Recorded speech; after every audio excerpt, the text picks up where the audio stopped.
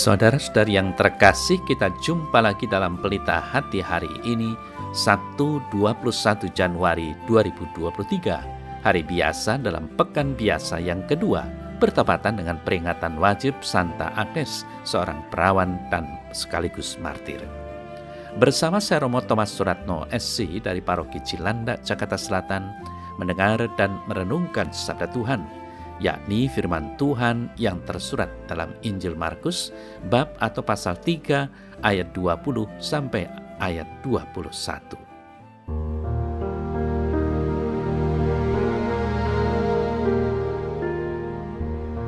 Sekali peristiwa, Yesus bersama murid-muridnya masuk ke sebuah rumah. Maka datanglah orang banyak berkerumun pula, sehingga makan pun mereka tidak dapat.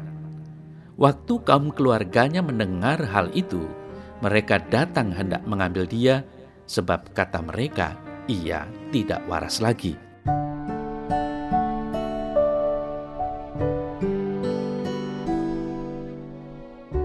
Saudara-saudari yang terkasih, warta Injil yang cukup singkat ini menggambarkan keprihatinan Yesus yang dikatakan atau difitnah sudah tidak waras lagi.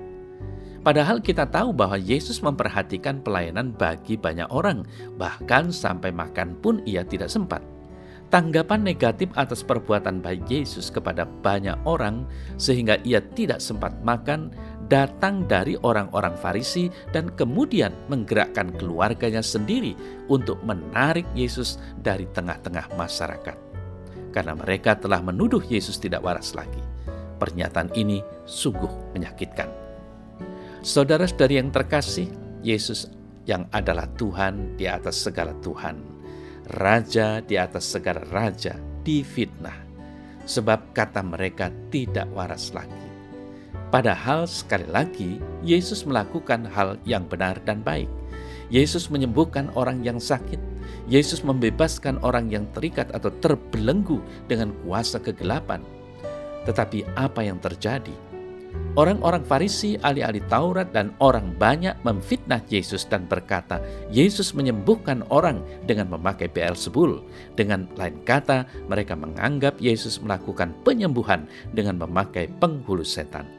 Dan yang menarik lagi di sini, Yesus tidak terganggu. Yesus tidak marah-marah, sama sekali tidak. Lalu pertanyaannya sederhana. Kalau Yesus saja difitnah, siapa diri kita yang meminta pengecualian agar kita bebas dari fitnahan?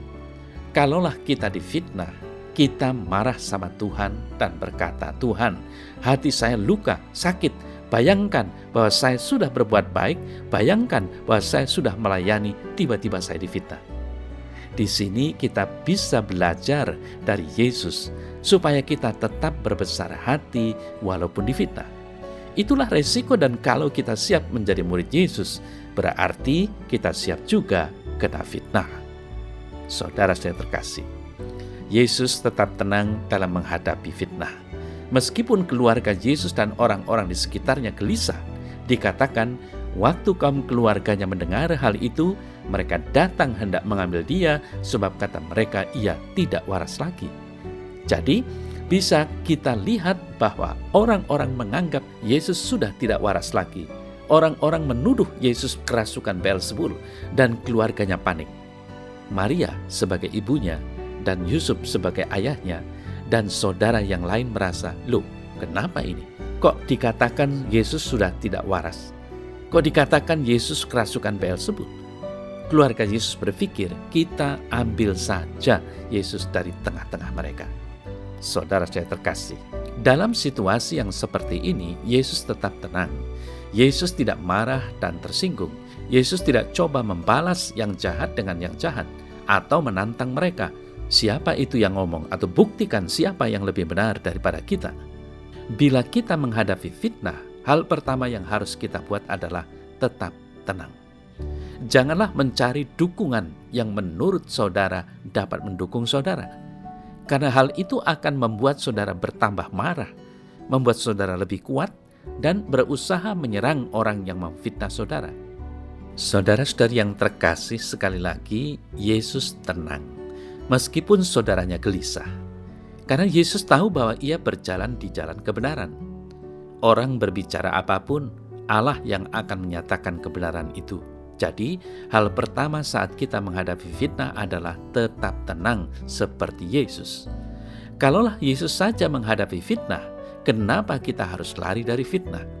Kenapa kita harus menangis di tengah-tengah fitnahan yang terjadi? Kenapa kita mesti kecewa? Dengan hal ini mau mengingatkan kita bahwa Yesus melayani. Ia menyembuhkan, namun orang mengatakan bahwa ia kerasukan setan. Yesus tidak waras. Secara manusiawi, hatinya pastilah sakit, menangis. Tetapi Yesus tetap tenang. Mengapa ia tetap tenang? Karena kebenaran selalu akan dibela oleh Allah sendiri. Saudara-saudari yang terkasih, dalam keseharian hidup kita, hal serupa bisa muncul.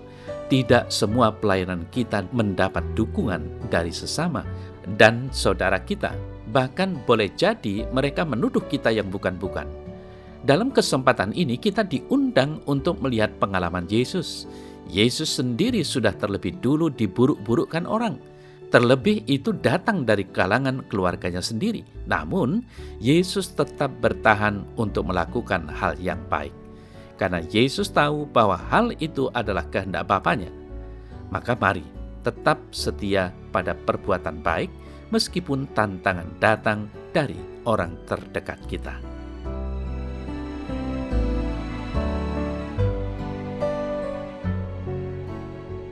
Dalam nama Bapa dan Putra dan Roh Kudus. Amin.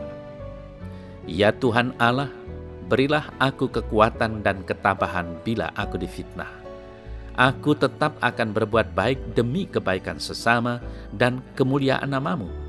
Terpujilah Engkau kini dan sepanjang segala masa. Amin. Semoga Allah yang Maha Kuasa memberkati saudara dalam nama Bapa dan Putra dan Roh Kudus. Amin.